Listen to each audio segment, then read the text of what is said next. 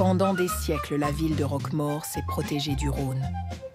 À sa disposition pour se mettre à l'abri autant que faire se pouvait, elle n'avait guère d'autre choix que de dévier les ondes capricieuses du fleuve.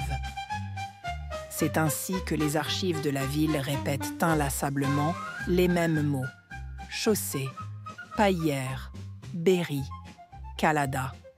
Le mot chaussée, par exemple, renvoie à une levée de terre visant, lors des débordements, à empêcher les eaux d'inonder une zone que l'on veut spécifiquement protéger. Les traces d'une chaussée existent encore. Elles sont d'ailleurs visibles du ciel, comme sur cette vue satellitaire, où on peut encore la deviner.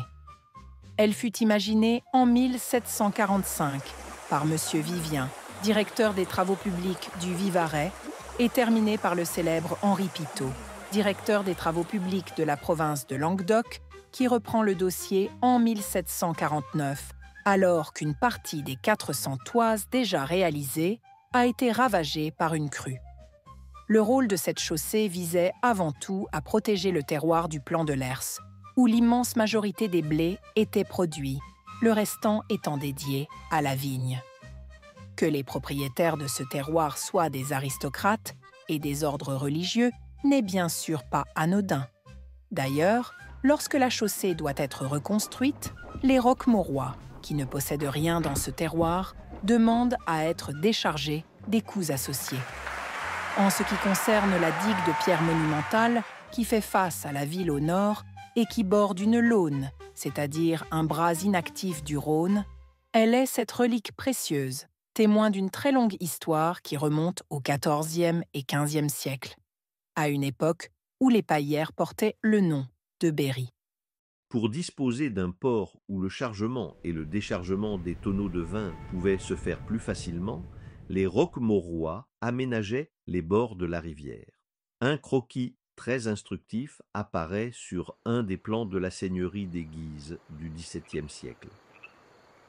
Cette construction est faite de 2 rangées de pieux solidarisés entre lesquels des tonnes de pierres sont déversées.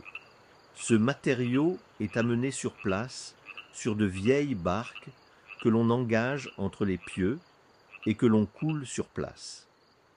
On répète le processus jusqu'à l'émergence des pierres. De nombreuses paillières sont apparues au fil des siècles, le port se déplaçant au gré des aléas fluviaux et climatiques.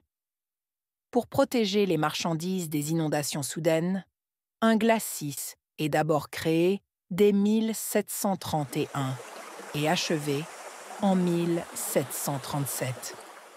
Il s'est agi de surélever le site et de créer une terrasse artificielle pavée de pierres.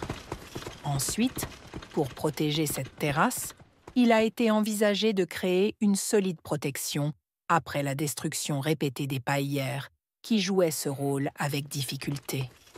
C'est alors, en 1774, que survient un autre personnage célèbre, l'architecte et sculpteur Pierre Bondon, à qui l'on doit l'hôtel de ville d'Uzès, l'église Saint-Étienne de la même ville, celle de Sérignan du Comtat.